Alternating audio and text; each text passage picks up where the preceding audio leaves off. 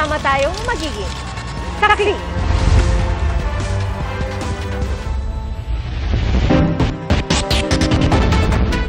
Anim ang sugatan sa karambola ng 5 sasakyan sa Antipolo City. Nasalpok ng mini truck ang mga motorsiklo at kolong-kolong na sinasakyan ng mga biktima. Ating saksihan. Inararo ng truck. Inararo na, no? Ang dami.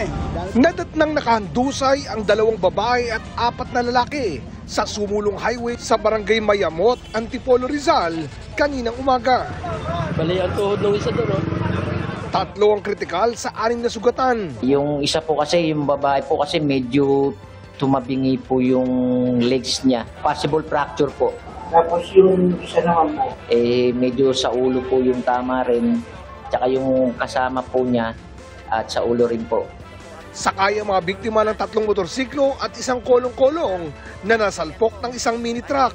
Base sa investigasyon, binabagtas ng mini truck ang highway nang magkaproblema sa preno hanggang sa nag-overshoot sa lane at masalpok ang mga biktima. Nagwa-wild po yung truck, tapos inano ko nga po, dinunodokot, ayaw ayaw talaga.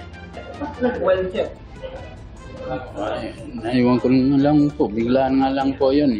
Meron naman po siyang skid mark doon na nagpreno po talaga siya. At hindi lang po siguro niya na nakayanan na rin po. Dahil gawa na nga po nag-weld yung truck po niya. Halos lahat po na nabangga niya, total wreck na po.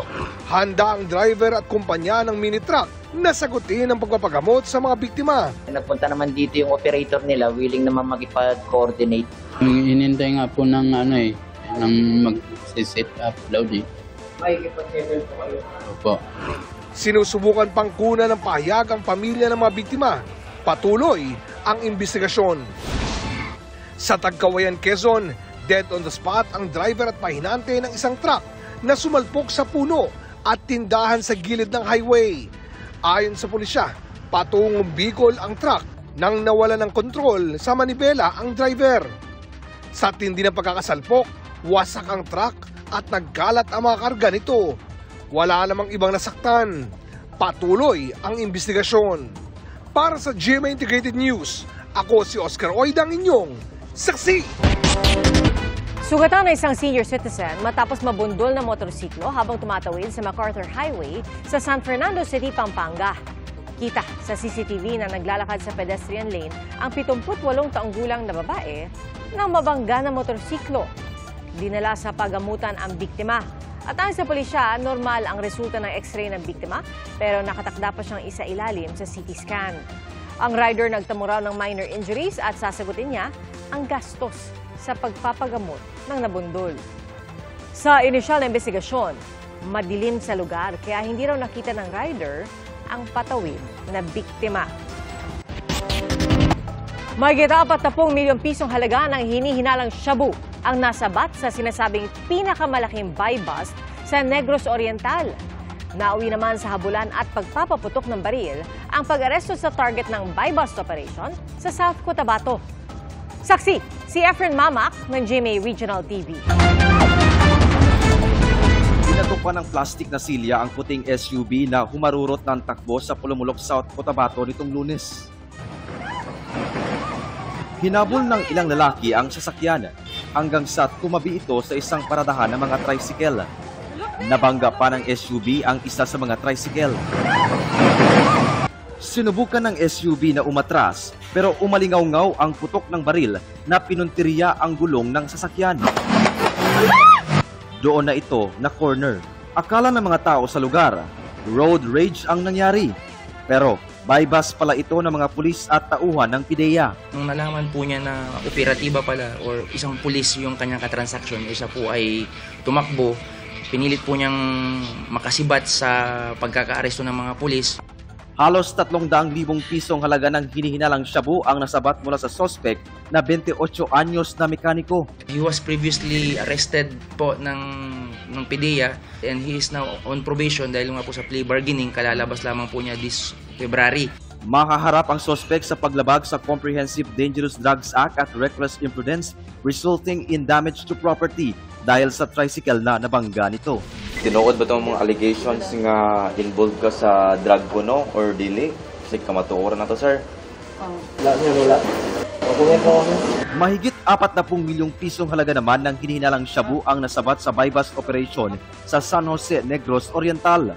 Ayon sa mga pulis, matagal minanmanan ang sospek matapos matanggap ang impormasyong sangkot umano ito sa droga. Ito na raw ang pinakamalaking operasyon kontra droga sa lalawigan. Hindi nagbigay ng pahayag sa media ang sospek. Inaalam ng mga otoridad kung saan kinuha ng sospek ang kontrabando. Sa Rodriguez Rizal, 3 ang arestado matapos mahulihan umano ng mahigit 1 milyong pisong halaga ng shabu sa buy-bust operation. Nahulihan din sila ng kalibre 22 na baril na may mga bala. Isa sa mga sospek, dati nang nakulong sa bilibid dahil sa droga. Hindi po talaga ito, ma'am. Pero yung lumay po, bago na po, ma'am. Giit naman ang 2 pang sospek, nadamay lang sila. Nandun lang po kami, ma'am, sa loob. May pumasok na lang po, ma'am. Tapos? Wala lang po, ma'am. Okay, ganyan lang po nangyari. Palabas po kasi kami ng anak ko noon eh. Yung bag po na nabitbit ko, hindi ko naman po alam kung ano yung laman yun. Akala ko po kasi yung bag na nabitbit ko, yung bag ng anak ko. Yung pala yung laman nun, ganun pala. Para sa GMA Integrated News, ako si Efren Mamak ng GMA Regional TV, ang inyong saksi.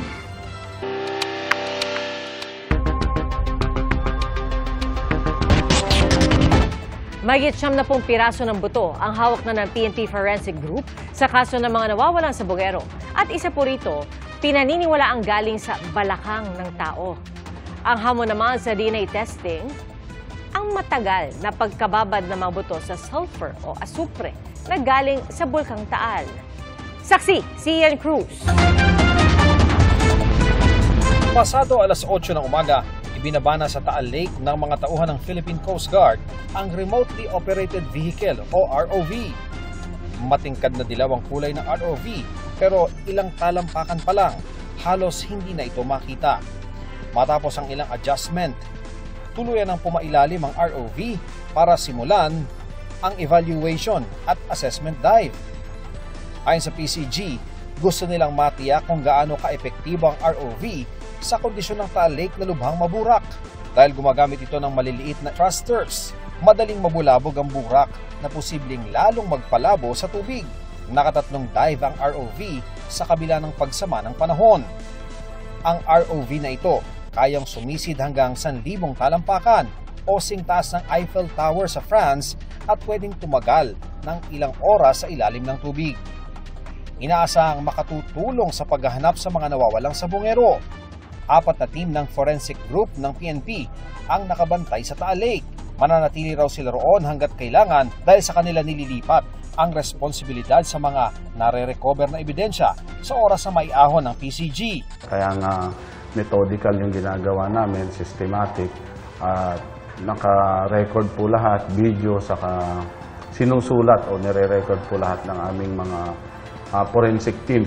Hawak na ng forensic group ng PNP sa Camp Crame ang mahigit 70 buto mula sa Taal Lake. Isa sa mga buto ay may habang 8 pulgada. Sa itsura at istruktura, ipinapalagay ng PNP forensic group na buto ito mula sa balakang ng isang tao. Hip bone po. Bakit po nasabing hip bone? Kasi andun yung mga structures na qualify na hip bone, yung andun yung iliac crest niya, andun yung obturator foramen na indicate na nasa part na siya talaga ng hip bone. Posible rin anyang mula sa isang tao lang ang na-turn over ng mga buto. Ang tsura niya, parang it can appear that it belong to one person kasi may 2 hip bone, tapos andun yung sacral bone niya, tapos meron ding lumbar bone. Possible na isa. Mahaba pa ang proseso na pagdaraanan ng mga buto bago makuhanan ng DNA profile. Sa ngayon ay pinatutuyo muna ito lalo't matagal na nababad sa Taal Lake. Sa machine po na yan, i-extract yung DNA mula dun sa buto na nakuha nga po doon sa Taal Lake. At pag nakuha na yung DNA, dito naman po yan dadalhin sa laboratory na ito. Nandyan po ang genetic analyzer. Yan po ang maglalabas ng iba't ibang impormasyon na galing doon sa buto.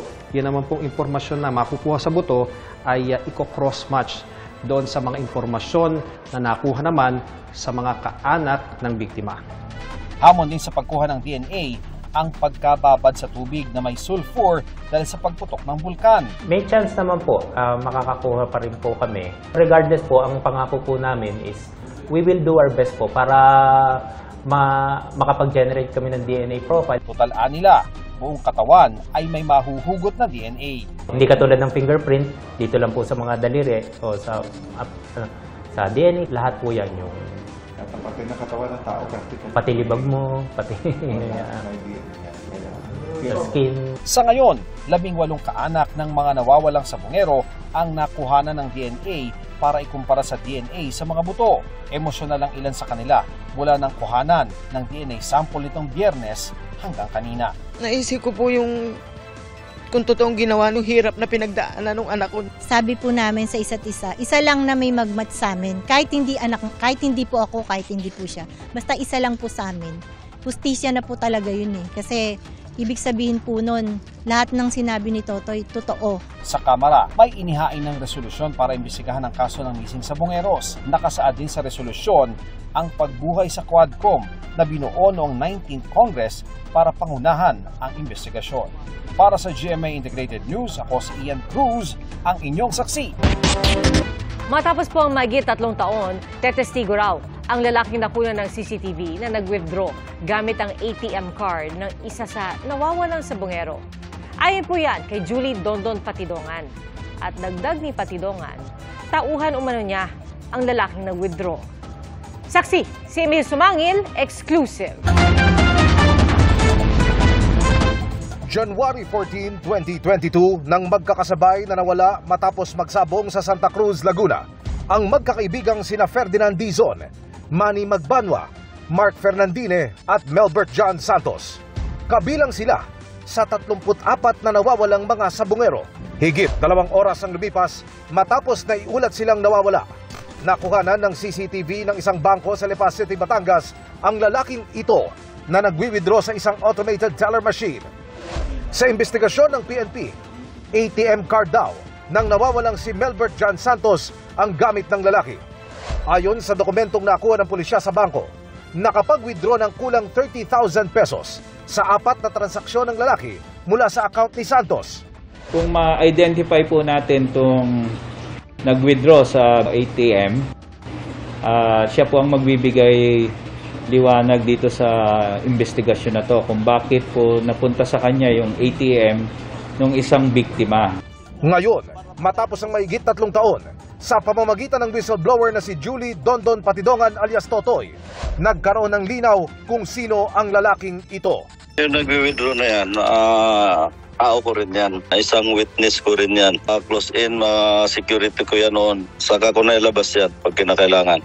Naniniwala si Patidongan. Malaking may tulong yan, gawa yung itim na yan doon sa isang missing sabungero.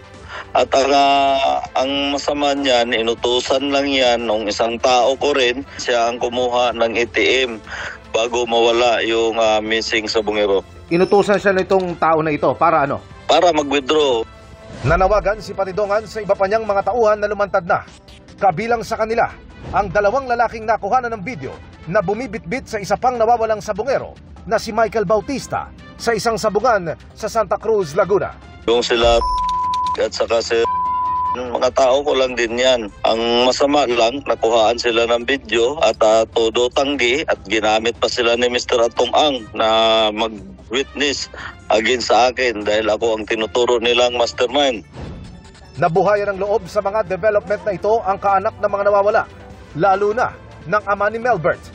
Dati na kasi silang umasa na malilinawan ang investigasyon ng matrace at ma-recover ang cellphone ng anak. Pero hindi raw ito umusad kahit panatukoy umano ng mga investigador na ibinigay sa sibilyan ng isang pulis ang cellphone ng biktima. Buti lang daw sa pagtatanong ng investigador na itanong daw kung anong pangalan ng pulis. Ano kinalaman ng pulis, Kuya Lambert? E di siyempre, di ang lumalabas. Kasi yun ang nagbigay doon sa bata. Pulis ho ang nagbigay sa bata? Kasama sa iimbestigahan ng NAPOLCOM kung sino sa mga pulis na kinasuhan ni Patidongan kakapon ang gumawa nito. Sana lang talagang magtuloy-tuloy at talagang may magiging linaw ito sa mga nangyayari ngayon. Para sa GMA Integrated News, Emil Sumangil ang inyo. Saksi. Mariin po itinanggi ni dating NCRPO Chief Retired Police Lieutenant General Jonel Estomo ang mga alegasyon ni Julie Dondon Patidongan na sangkot siya sa pagkawala ng mga sabongero. Sa isang pahayag, sinabi ni Estomo na maglalabas siya ng ebidensya para malinis ang kanyang pangalan. At dahil daw sa ginawang paninira sa kanyang pagkatao at reputasyon, inihahanda na raw ng kanyang mga abogado ang kaukulang kaso laban kay Patidongan. 18 pulis ang inireklamo ni Patidongan sa NAPOLCOM kaugnay sa mga nawawalang sabongero. 12 na lang sa kanila ang nasa serbisyo na pinadalhan na ng summons ng NAPOLCOM. Mga kapuso, maging una sa saksi. Mag-subscribe sa GMA Integrated News sa YouTube para sa iba't ibang balita.